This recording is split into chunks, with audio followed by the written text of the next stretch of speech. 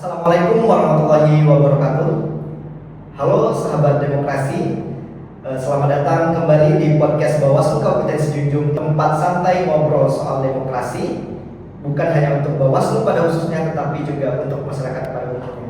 Nah, pada episode ini kita akan membahas terkait dengan tugas dan fungsi Bawaslu, yaitu terkait dengan penanganan pelanggaran pemilu. Apa sih pengertian penanganan pelanggaran pemilu? Siapa saja yang bisa melaporkan? Apa jenis-jenis penanganan pelanggaran pemilu itu sendiri?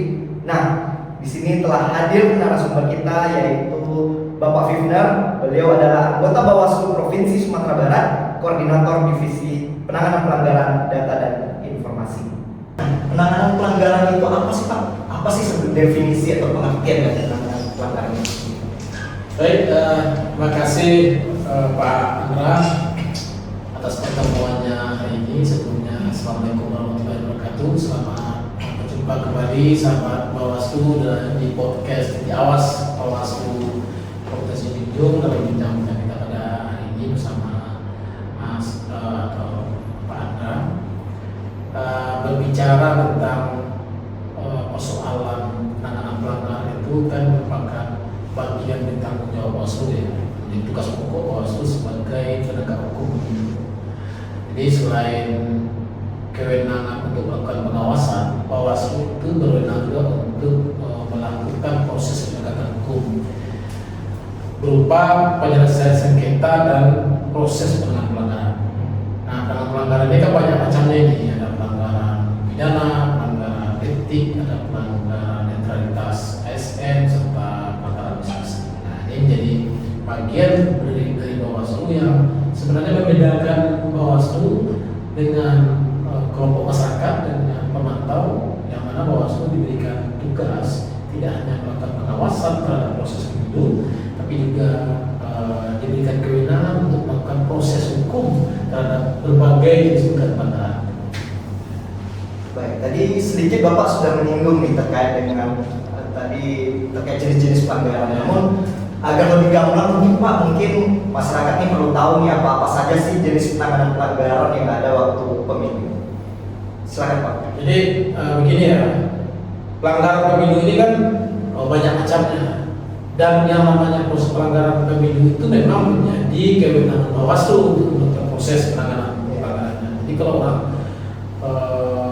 melakukan atau melakukan sebuah dugaan pelanggaran, lapornya memang harus ke Bawaslu.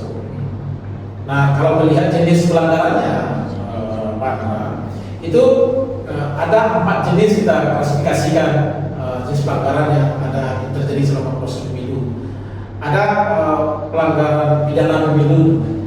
Jadi kalau ada dugaan pidana yang diatur dalam pasal-pasal pidana Undang-Undang 7 itu, kalau terjadi di lapangan bisa berupa pemalsuan, intimidasi, atau perbuatan kampanye, black campaign, money politik. Nah, itu kan bagian dari tindak pidana itu. Nah, kalau itu kita temukan di lapangan dan masyarakat ingin memprosesnya, maka masyarakat mesti datang ke Bawaslu. Tidak bisa datang ke polisi karena pintu masuknya mesti di Bawaslu. Itu satu pelanggaran pidana. Yang kedua ada pelanggaran administrasi. Nah, pelanggaran administrasi ini mesti diselesaikan melalui sidang penanganan pelanggaran administrasi. Jadi kalau yang menemukan pelanggaran administrasi itu adalah teman-teman di Panwascam atau orang lapor ke Bawaslu ketika Kabupaten Kota, maka sidang pelanggaran administrasi itu berada di Bawaslu Kabupaten Kota. Nah, kalau yang menemukan juga pelanggaran administrasi adalah teman-teman di Bawaslu Kabupaten Kota, maka sidang pelanggaran administrasinya di Bawaslu Provinsi. Yang ketiga, juga pelanggaran bisa saja terjadi adalah pelanggaran etik. Ini pintu masuknya juga ke Bawaslu. Ketika orang menemukan ada di antara penyelenggara pemilu itu yang ditegarai melanggar sumpah janjinya, melanggar asas-asas penyelenggara pemilu itu, melanggar independensinya, bisa tidak profesional atau berpihak atau dicurigai main mata dengan peserta pemilu atau tidak bisa bekerja dengan baik, maka ini bisa diduga mereka melanggar etik. Maka masyarakat dapat memproses atau mempertanyakan, maka menggugat kerja-kerja dari teman-teman penyelenggara pemilu, baik kawan-kawan di KPU maupun di Bawaslu, baik ya kawan-kawan yang berada di level penyelenggara permanen, kabupaten kota, provinsi sampai Bawaslu RI, maupun kawan-kawan yang berada di tingkat NO. Nah, kemana mereka bisa Bisa ada dua jalur sebenarnya.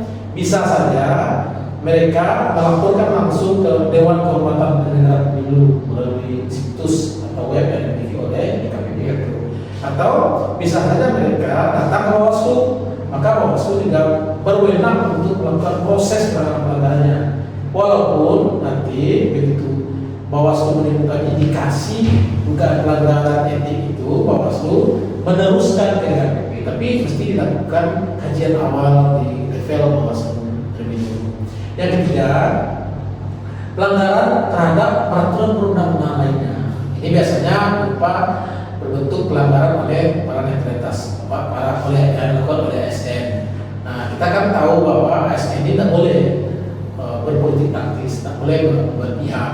Nah, kadang-kadang dalam berbagai musim pemilu, baik itu pemilu legislatif, pemilu kepala daerah, itu kadang-kadang ada ASN yang sadar tidak sadar karena ikut-ikutan terjebak dalam kegiatan politik praktis. Nah, ini yang kemudian kita pandang kalau ASN itu melanggar peraturan netralitas ASN. Nah, kita di sini di Bawaslu bisa tidak terima laporan dari masyarakat ada dugaan ASN yang melakukan pelanggaran netralitasnya itu. Pelanggaran ini kita teruskan ke instansi yang berwenang dalam hal ini BKN. Sekarang kita masuk kepada proses penanganan pelanggaran itu sendiri. Nah, bagaimana sih alur penanganan pelanggaran pemilu itu dari awal sampai selesai? Jadi proses penanganan pelanggaran itu memang mesti melalui proses-proses yang diatur melalui Bawaslu yang dimiliki oleh Bawaslu ya. Pertama itu kalau seandainya sumber penanganan pelanggaran itu bisa saja bersumber dari hasil pengawasan aktif yang dilakukan oleh Bawaslu yang kita namakan MS Temuan atau hasil laporan masyarakat. Nah, laporan masyarakat ini kecenderungannya kan banyak orang laporin di musim-musim tahapan padat itu biasanya bahwa masyarakat akan secara aktif datang melapor ke kantor Bawaslu, dan di kantor Bawaslu itu akan standby, akan dibuka meja dan posko pengaduan, meja layanan pengaduan kepada masyarakat bagi masyarakat yang ingin melaporkan juga pelanggaran ke kantor Bawaslu. Nah, tentu saja Bawaslu akan memproses dan profesional ya setiap dugaan pelanggaran itu. Tahapannya bisa Bawaslu itu masyarakat datang ke kantor Bawaslu, nanti di kantor Bawaslu akan dilayani oleh meja penerima laporan. Di sana akan dilihat pelapor akan diminta mengisi model form D1 model laporan. Nah, di sana akan dilihat siapa yang melapor, mengisi identitas pelapor, mulai kejadian dan lain-lain. Setelah proses penerimaan laporan ini, Pak Andra, itu Bawaslu melakukan langkah kajian awal namanya. Nah, di kajian awal ini Bawaslu akan melihat keterpenuhan syarat formil materialnya. Apakah secara formil orang ini terpenuhi dan syaratnya sebagai pelapor, umpamanya alamatnya, alamat pelapornya, alamat terlapornya, kemudian batas waktunya, jangan-jangan ini peristiwa lama yang dilaporkan, dan sementara di Bawaslu itu ada aturan yang mengatur bahwa laporan itu hanya boleh disampaikan 7 hari sudah diketahui. Jadi tidak boleh dibiarkan karena ini menyangkut tahapan pemilu ya, memang mengharuskan kita memiliki batas waktu tertentu dalam melakukan proses penanganan pelanggaran itu. Jadi di situ akan dilihat. Kemudian bagaimana uraian kejadiannya? Apakah ini ada uraian kejadian enggak? Jangan-jangan mereka lapor saja, cuma tidak tahu apa yang terjadi.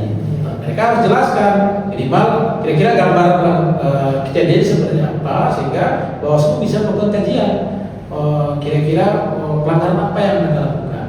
Nah, setelah nanti di proses kajian awal ini Bawaslu memutuskan dalam rapat pleno itu terpenuhi syarat formil materialnya, alamat pelapor, identitas pelapor dan terlapor jelas, waktunya masuk, udah kejadiannya jelas, maka kemudian dilakukan proses klarifikasi. Bawaslu wajib memanggil pihak-pihak pelapor dan pihak terlapor untuk dimintai keterangan. Dimintai keterangan guna menggali serta mengumpulkan selain keterangan itu juga mengumpulkan bukti-bukti tambahan guna menguatkan laporan yang disampaikan oleh pelapor ataupun guna guna memberikan kesempatan kepada terlapor mengklarifikasi dan membantah kalau seandainya mereka dituduh melakukan kecurangan dalam pelaksanaan pemilu. Nah, kemudian hasil selama proses klarifikasi ini akan ditentukan apakah laporan yang disampaikan ini memang merupakan sebuah dugaan pelanggaran atau tidak. Nah, di sana akan dilihat kalau dia memang merupakan sebuah pelanggaran, maka kan dia ini pelanggaran apa? Di sana akan ditentukan. Walaupun nanti begitu selesai yang menentukan itu adalah Pak Pleno Bawaslu, tapi dalam melakukan kajian berdasarkan klarifikasi itu akan ditentukan apakah jenis pelanggaran ini begitu dilakukan klarifikasi, kumpulkan alat bukti dikaitkan dengan pasal yang dituduhkan, maka akan ditentukan ini merupakan pelanggaran pidana, ini merupakan pelanggaran etik, apakah ini merupakan pelanggaran administrasi atau pelanggaran hukum lainnya. Nah, ini yang langkah yang mesti dilakukan oleh Bawaslu. Begitu sudah selesai, kalau dia merupakan pelanggaran pidana, karena biasanya dari awal itu sudah ada dugaan pelanggaran pidana, kita dalam melakukan klarifikasi ini kan mesti didampingi oleh teman-teman dari kepolisian yang tergabung dalam sentra Gakumdu. Nanti kalau sudah selesai dan kajian ini kemudian kita bawa dalam rapat pleno oleh Bawaslu dan diputus ini merupakan dugaan pelanggaran pidana, hasil kajian itu diteruskan ke pihak penyidik kepolisian untuk diproses sesuai dengan kewenangan dari pihak kepolisian. Baru barangnya masuk ke kantor polisi. Jadi pintu masuknya harus melalui Bawaslu, baru ujungnya nanti kepolisian dan tuntutan oleh kejaksaan dan pengadilan. Itu dalam konteks pidana. Begitu juga dalam pelanggaran etik, kalau seandainya hasil kajian itu memutuskan bahwa ini merupakan pelanggaran etik, baru kemudian diteruskan ke DKPP. Dan administrasi seperti itu juga, dan termasuk pelanggaran hukum lainnya. Kalau ini merupakan dugaan pelanggaran netralitas ASN, maka ini akan diteruskan ke BKN, instansi yang berwenang untuk menangani masalah tersebut. Jadi pintu masuknya itu mesti Bawaslu karena ini menyangkut dugaan pelanggaran pemilu. Dan prosesnya mesti melalui proses kajian awal, klarifikasi, kajian dugaan pelanggaran atau yang kita kenal dengan istilah kajian akhir, baru kemudian ujungnya sampai direkomendasikan kemana tujuan lembaga yang berwenang untuk melakukan proses penanganan pelanggaran tersebut. Begitu. Ada hal menarik yang ingin saya tanyakan ke Bapak seputaran dengan tugas dan fungsi Bawaslu ini terkait dengan penanganan pelanggaran, yaitu fakta di lapangan dan peran serta masyarakat tentunya. Nah, apa sih Pak tantangan terbesarnya bagi Bawaslu dalam penanganan pelanggaran pemilu? Begini ya, di lapangan itu memang tidak ringan melakukan proses penanganan pelanggaran, karena ini kan proses penegakan hukum. Apalagi kalau menyangkut proses penanganan pelanggaran pidana. Kita ini bukan ini, Bawaslu ini nggak bisa disamakan dengan polisi dan kejaksaan, sehingga tantangan lebih berat. Sementara tuntutan masyarakat itu kalau sudah menyangkut pelanggaran pemilu mesti Bawaslu. Maka kehadiran Bawaslu yang berkolaborasi melalui sentra Gakumdu ini menjadi sangat penting di tengah-tengah masyarakat. Kita terlebih dulu tentu menyampaikan sosialisasi kepada masyarakat bahwa kalau pelanggaran pemilu itu, apalagi kalau sudah menyangkut pelanggaran pidana, ini kita punya sebuah wadah yang namanya sentra Gakumdu. Sentra Gakumdu itu kan ada di sana polisi, kejaksaan, gitu kan, yang membantu Bawaslu mendampingi proses dugaan pelanggaran pidana. Nah, ini masyarakat yang tahu. Dan faktanya ketidaktahuan masyarakat itu terbukti dari banyaknya dugaan pelanggaran dilakukan oleh masyarakat selama proses pemilu. Ini sadar tidak sadar, suka tidak suka, kadang-kadang seperti SN, sadar tidak sadarnya menunjukkan keberpihakan.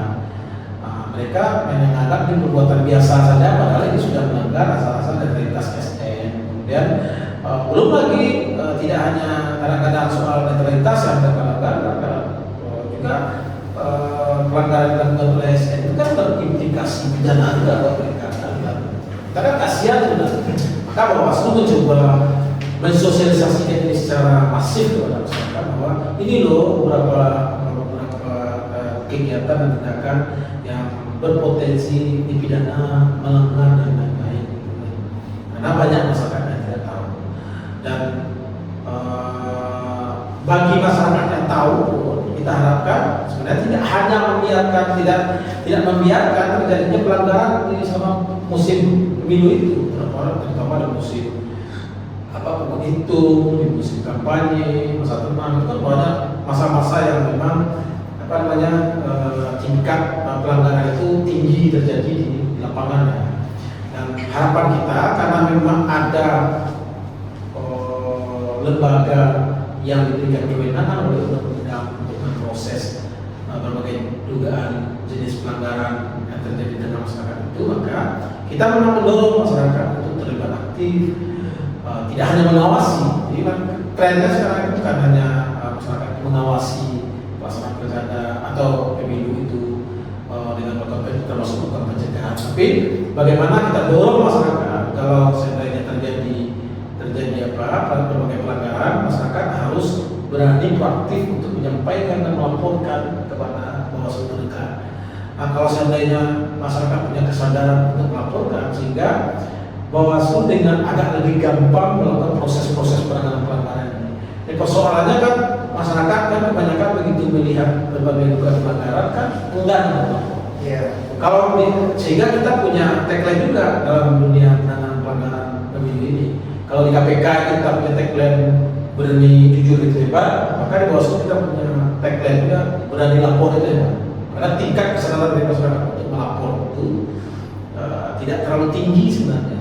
Atau ada pun masyarakat yang mau melapor tapi tidak memahami bagaimana prosedur pelaporan itu. Kadang-kadang mereka justru melaporkan dugaan peristiwa yang sudah lama terjadi. Padahal kita di Bawaslu itu berbatas waktu dalam proses penanganan. Tidak bisa pelanggaran yang terjadi jauh-jauh hari sebelumnya. Pokoknya sekarang sudah proses itu justru yang dia persoalkan itu proses verifikasi mulai di awal-awal yang terjadi 3-4 bulan sebelumnya, sehingga Bawaslu terkota melakukan proses ini. Dan ini menjadi bagian yang justru dugaan pelanggaran sudah ada luasa dan tidak bisa diproses lagi. Apalagi tahapannya sudah lewat juga kan. Kita himbau sebenarnya masyarakat di manapun berada di diskusi pemilu itu, di tahapan-tahapan tertentu atau di tahapan apapun yang melihat dan menduga terjadi dugaan pelanggaran itu untuk segera melaporkannya, sehingga prosesnya segera cepat ditangani dan pengumpulan bukti-buktinya pun bisa dengan gampang dilakukan oleh Bawaslu, sehingga proses penegakan hukum yang ideal itu sebenarnya diamanahkan oleh undang-undang dan diberi kewenangan kepada Bawaslu itu bisa kita wujudkan dengan baik dan cepat dan transparan. Tadi Bapak sudah menyinggung sebenarnya. Tadi saya bertanya satu, sebenarnya Bapak sudah menjawab dua seperti itu tadi yang saya sampaikan. Tapi ini Pak, seringkali ada omongan-omongan liar lah di tengah masyarakat. Apa sih Bawaslu memang bakal diselesaikan secara baik? Nah, bagaimana Bawaslu itu sendiri memastikan proses penanganan pelanggaran itu transparan dan adil? Kerja pemilu ini kerja transparan ya. Baik itu di proses teknisnya sampai proses penanganan pelanggaran. Kita mulai di proses teknis dulu. Seluruh proses teknis yang ditanggung jawab oleh teman-teman KPU itu mesti dilakukan secara transparan, bisa diakses oleh semua pihak dalam tahapan apapun. Begitu juga dalam proses penanganan pelanggaran. Kita punya tagline juga ini dalam konteks transparansi Bawaslu terbuka, pemilu terpercaya. Nah, dalam proses ini kita biasanya membuka diri. Setiap menjawab pesimisme masyarakat yang menanggapi proses laporan ini, kita pastikan bahwa laporan yang disampaikan ke Bawaslu di setiap tingkatan itu mesti diproses secara baik, mesti diproses secara baik. Tidak ada istilahnya laporan ya tidak diproses oleh Bawaslu, mesti diproses, karena kalau tidak diproses maka Bawaslu pun kena ancaman pidana juga. Nah, makanya kita tuntut, kita minta dan kita berikan kesadaran kepada masyarakat bahwa melapor itu jangan harus masyarakat itu harus memiliki kesadaran untuk melapor. Jangan bermain di wilayah-wilayah isu. Jadi kalau ada dugaan pelanggaran, ada bukti, segera laporkan ke Bawaslu. Dan seluruh proses kita akan sampaikan kepada pihak pelapor maupun terlapor. Dari prosesnya penerima laporan, maka akan kita berikan tanda terima Begitu selesai kajian awal, terpenuhi syarat formil material, maka kita akan sampaikan bahwa laporan akan telah diregister dan dilanjutkan ke tahap klarifikasi. Dan klarifikasi dipanggil serapatu, pihak terlapor dan pelapor. Hasil klarifikasi itu kita akan sampaikan kepada yang diklarifikasi, baik terlapor maupun pelapor. Terlapor berhak meminta cara hasil klarifikasinya juga dengan pelapor. Nah, begitu selesai, maka kita akan tempelkan di depan pengumuman bagaimana tindak lanjut dari sebuah laporan itu, kajian akhirnya atau kajian dugaan pelanggarannya. Apakah terpenuhi unsur atau tidak? Kalau terpenuhi unsur, diteruskan ke mana? Apa dugaan pelanggarannya? Oh, pidana, diteruskan ke kepolisian. Nah, diberikan status dan kita hukumi. Biasanya kalau tidak kita sampaikan melalui surat resmi, karena sekarang zamannya sudah zaman IT, biasanya kita sampaikan melalui informasi via telepon seluler. Jadi tidak ada yang ditutup-tutupi. Semuanya kita akan transparan, prosesnya transparan. Nah, cuman ada beberapa informasi mungkin yang menyangkut rahasia pribadi orang lain yang boleh kita buka. Informasi tentang pelapor dan saya akan sampaikan kepada pelapor yang sifatnya data pribadi dan lain-lain yang memang harus kita jaga kerahasiaannya dan itu menjadi informasi yang dikecualikan. Selebihnya dari proses itu kita sampaikan secara terbuka baik kepada pelapor dan terlapor. Nah, dan sehingga pelapor dan terlapor mengetahui apakah laporan yang dia sampaikan itu diproses dengan baik atau tidak. Sekarang kita bahas peran kita semua. Apa sih Pak tipsnya bagi masyarakat agar mau gitu melapor? Karena kalau di kendala di masyarakat itu kan males lah melapor, nanti saya nih yang jadi beban ini di saya. Apa tipsnya? Jadi begini ya, yang pertama itu tipsnya ada kesadaran dari diri kita seluruh masyarakat sebagai anak bangsanya bahwa pemilu ini kan milik kita bersama. Ini event 5 tahunan bagi kita memilih pemimpin yang akan mengurus kita 5 tahun ke depan juga. Nah, tentu kita harapkan event ini betul-betul dilaksanakan dengan baik dan berintegritas. Nah, integritas pemilu itu baik tidak baiknya pemilu itu tidak ditentukan oleh penyelenggara saja atau oleh peserta saja, tapi juga oleh kita semua. Kalau penyelenggaranya baik, pesertanya baik, pemilihnya masyarakatnya tidak baik, dan juga pemilu itu baik. Nah, salah satu indikator kebaikan pemilu itu kalau kita sudah sadar, kita justru memastikan juga bahwa proses teknis pelaksanaan pemilu berjalan secara berintegritas. Nah, kalau seandainya ada pelanggaran-pelanggaran di sana, mesti dilaksanakan juga proses penegakan hukumnya secara berintegritas juga. Dan ini tidak selesai pula oleh Bawaslu sendirian. Mesti ada peran masyarakat pula. Bawaslu itu kan punya keterbatasan tenaga, personel, kewenangan dan lain-lain ya dalam mengamati, mengawasi kerja-kerja berbagai pelanggaran di lapangan. Nah, masyarakat lain di lapangan. Nah, kemudian kalau melihat langsung, menyaksikan juga pelanggaran, mau dengan kesalahan sendiri karena di awal sudah kita kunci tadi karena pemilu kita bersama untuk menyampaikan bahwa proses teknis pemilu yang kita harapkan berintegritas ini dicederai oleh orang. Baik siapapun orangnya, negara, peserta pemilu maupun masyarakat, dan ini mesti diselesaikan. Ada proses hukum yang mesti diselesaikan, dan itu yang diselesaikan adalah Bawaslu. Masyarakatlah kemudian memiliki kesadaran untuk menyampaikan, karena yang punya kewenangan, otoritas memiliki kewenangan untuk memprosesnya adalah Bawaslu, maka Bawaslu, masyarakat mesti diserahkan kepada Bawaslu. Nah, kalau sudah ada kesadaran kolektif antara seluruh masyarakat, penyelenggara pemilu, peserta pemilu terhadap seluruh tahapan baik secara teknis maupun penegakan hukumnya terhadap pelaksanaan pemilu ini, maka kita yakin pemilu ini kan bisa berjalan dengan baik. Kemudian proses transisi kepemimpinan yang ideal itu bisa kita harapkan bisa berjalan juga dengan baik. Dan perlu kita sadari hasil yang baik itu mesti diawali oleh proses yang baik. Tidak mungkin hasilnya baik kalau prosesnya tidak baik. Apalagi kalau prosesnya tidak baik, dipastikan proses hasilnya tidak baik. Termasuk produknya kan pemimpin ini, pemimpin. Kalau proses sudah tidak berintegritas, jangan berharap kita akan menghasilkan pemimpin yang berintegritas. Jadi harapan kita dengan proses yang berintegritas, proses yang baik itu hasilnya pemimpin yang mengurus bangsa ini, termasuk mengurus kita sebagai masyarakat dan sebagai bagian masyarakat ini betul-betul orang-orang yang baik dan berintegritas. Nah, Sobat Titik Awas, sejauh penjelasan yang dijelaskan oleh narasumber kita tadi, Pak Benar, kita menjadi lebih paham ya bagaimana penanganan pelanggaran, apa peran kita, dan bagaimana pola kerja Bawaslu terhadap proses penanganan pelanggaran tentunya lebih menambah wawasan kehasilan angket kita. Terakhir mungkin Pak, ini saya mau minta pesan-pesan buat kita semua, tidak hanya kita sebagai Bawaslu dan juga kepada masyarakat luas, tidak lepas dari masyarakat kah, mau petani kah, dan semua unsur masyarakat pokoknya Pak. Ya. Tadi sudah saya sampaikan ya, ini pesan terhadap kita semua tadi kan, kepada Bawaslu khususnya. Tentu kita ini kan sudah diberikan amanah, teman-teman Bawaslu seluruh jajaran diberikan amanah untuk menjadi penegak hukum.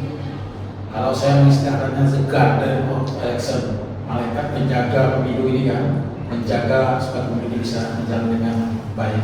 Tentu tugas-tugas bertanggung jawab kita ini harus kita laksanakan seproporsional mungkin dan sebaik mungkin. Nah, walaupun tadi saya sampaikan tidak selesai sama kita saja, mesti ada tiga komponen ini: pemilih, peserta pemilu, dan penyelenggara. Satu saja bersama, maka pelaksanaan pemilu tidak akan bisa berjalan dengan baik. Pemilih juga seperti itu, bahwa pemilu ini kita bersama. Tidak bisa kita tumpang saja harapan terhadap peserta pemilu atau para penyelenggara pemilu saja. Peserta pemilu pun begitu. Pemilu ini kan kita tidak bisa kalau penyelenggaranya sudah berintegritas, sudah melaksanakan pemilu dengan baik, tapi pesertanya curang terus, kan repot juga. Apalagi kalau masyarakatnya diam. Nah, kalau sudah curang peserta pemilu, masyarakat yang melaporkan, ada Bawaslu yang menangani. Baik peserta pemilu, tapi masyarakatnya mau punya berintegritas juga, cuek, apatis saja, tidak terlaksana. Baik masyarakat, baik peserta pemilu, penyelenggaranya maupun juga selesai barang. Makanya semuanya mesti terlibat dengan baik menjaga pemilu, karena pemilu ini kita bersama. Jadi dalam rangka perbaikan, dalam rangka kontestasi kepemimpinan terlima tahun, sehingga harapan kita ini betul-betul kita jaga peran aktif kita bersama supaya pelaksanaan pemilu ini bisa berjalan. Nah, itu dia dari teman-teman pesan dari narasumber kita untuk sesi kali ini. Terima kasih banyak Pak kepada Pak Benar, Koordinator Divisi Penanganan Pelanggaran Data dan Informasi Bawaslu Provinsi Sumatera Barat telah hadir di podcast Titik Awas. Banyak ilmu yang kami peroleh dan juga tentunya masyarakat pada umumnya. Dan untuk sahabat demokrasi, jangan lupa tetap tonton dan pantengin kita di program podcast Bawaslu Kompetensi Junjung Titik Awas. Ingat pesan-pesan narasumber tadi, demokrasi yang sehat butuh kita semua. Terima kasih. Assalamualaikum warahmatullahi wabarakatuh.